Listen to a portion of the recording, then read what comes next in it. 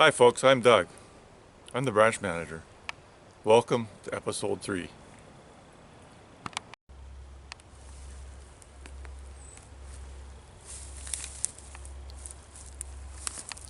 Here we are at Sax Point Park in Esquimalt near Victoria.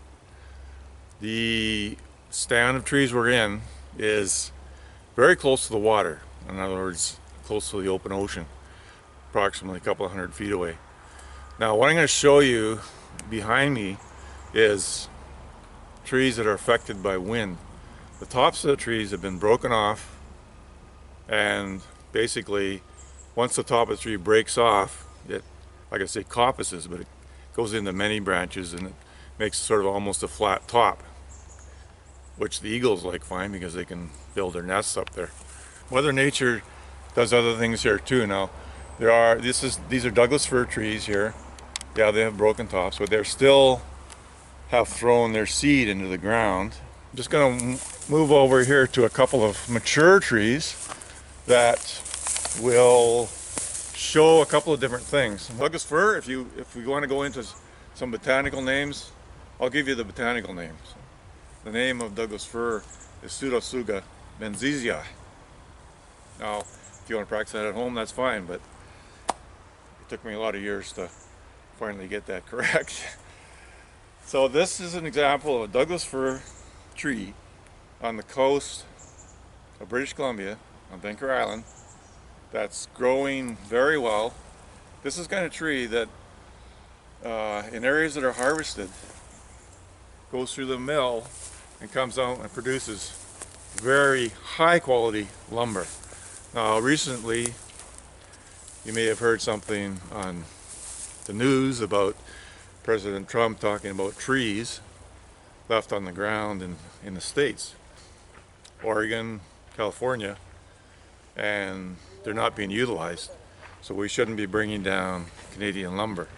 But it just so happens that our trees, the quality of our trees is so much higher, and when they're standing like this is a pure example of how healthy, how much quality wood is in those trees. The ones on the ground that Mr. Trump is talking about are basically, they're down and they can't utilize them because the quality is so poor. It's not acceptable. You can't make lumber. So that's why Canadian lumber comes from Canada into the States. Higher quality. They like it there for building houses and anything else that they use it for. I wanted to point out that one of the factors along high wind areas, trees have to face that too. So you'll notice along oceans, places like that, and this place, tops of trees are basically, they're pushed back by the wind. They're basically swept back, almost like a broom at the top. But because of where we are, because we are near the ocean, with high winds, at times the winds gust upwards of 100 miles an hour here in the winter, they break off tops. And so here we have a bit of an anomaly as far as trees go. It's not a coniferous tree, it's not a deciduous tree. So it's coniferous and deciduous are the two main types of trees in Canada, in British Columbia. One loses its leaves, the other one doesn't during the winter. This tree, the arbutus, doesn't lose its leaves at all during the winter, but the bark peels off. So the bark actually peels off. It's not considered a commercial tree, but the wood is very hard, dense grain. Some people like to take portions of that wood and make things out of it, like furniture. Arbutus loves the sun, so it started out, and you can see it curving up. Now it's working towards the sun right from the time it's young. And of course, the most sun you're going to get is in the direction of west. So the top of this tree, even though it's twisting and turning, spiraling all the way up, that foliage on the top, basically the leaves, are facing the west.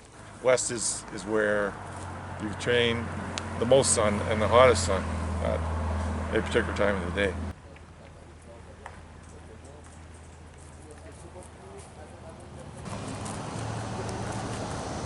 And so folks, that was episode 3 of The Branch Manager. Thank you very much for watching.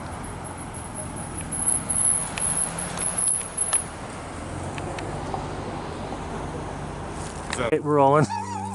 Let's just do this.